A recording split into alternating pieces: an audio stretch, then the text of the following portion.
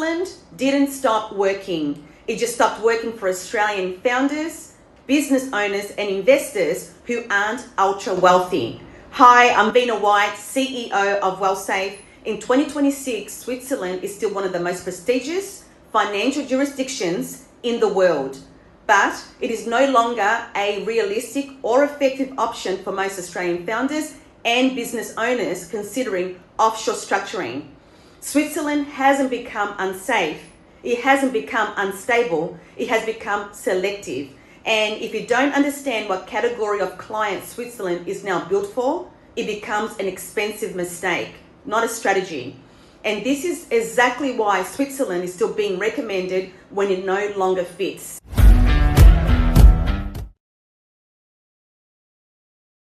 Switzerland is still associated with banking strength, stability, wealth protection, and sophisticated financial infrastructure. For decades, it represented the gold standard of offshore finance, and in many ways, it still does for the right category of client.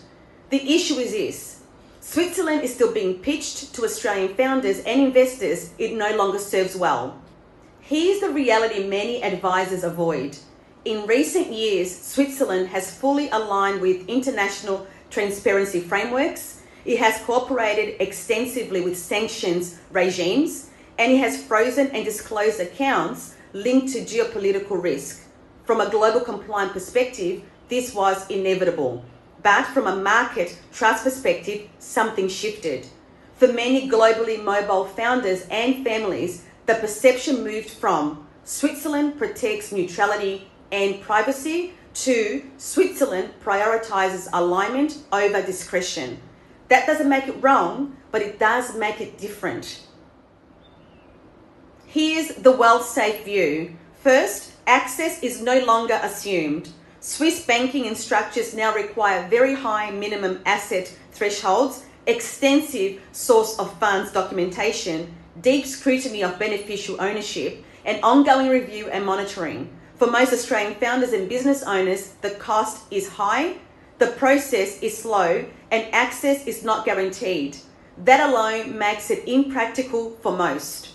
Second, cost and friction outweigh benefit. Switzerland comes with high setup and advisory costs, expensive ongoing compliance, and conservative banking practices.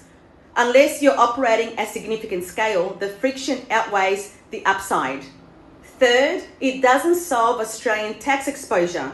This is critical.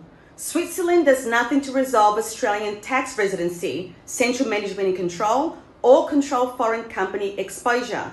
Without correct sequencing, it becomes an expensive overlay, not a solution. Finally, trust has become conditional. This is the part many founders feel but can't articulate.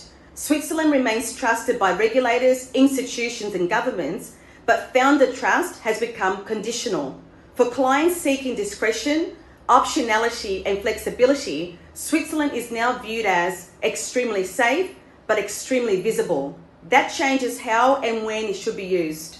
This matters. We do not rule Switzerland out. It can be appropriate when you are ultra high net worth, structuring funds, corporate finance or financial vehicles, when you require top-tier regulatory environment, and when you are comfortable operating fully within transparent, supervised systems. In other words, institutional grade wealth, not personal offshore structuring.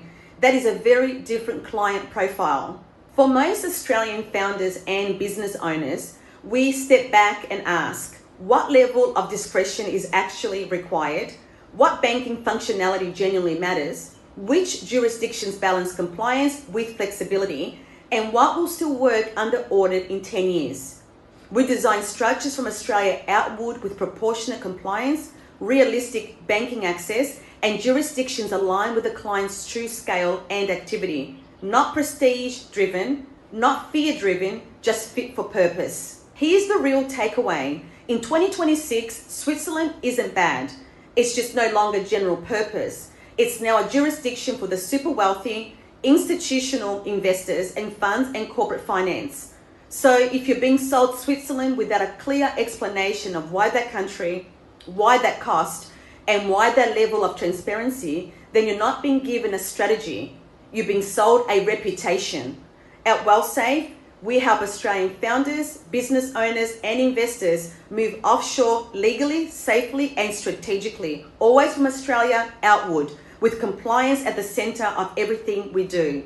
You can visit wealthsafe.com.au to book a strategy session call, because freedom isn't accidental, freedom is intentional, freedom is structured, freedom is built on compliance, freedom is designed.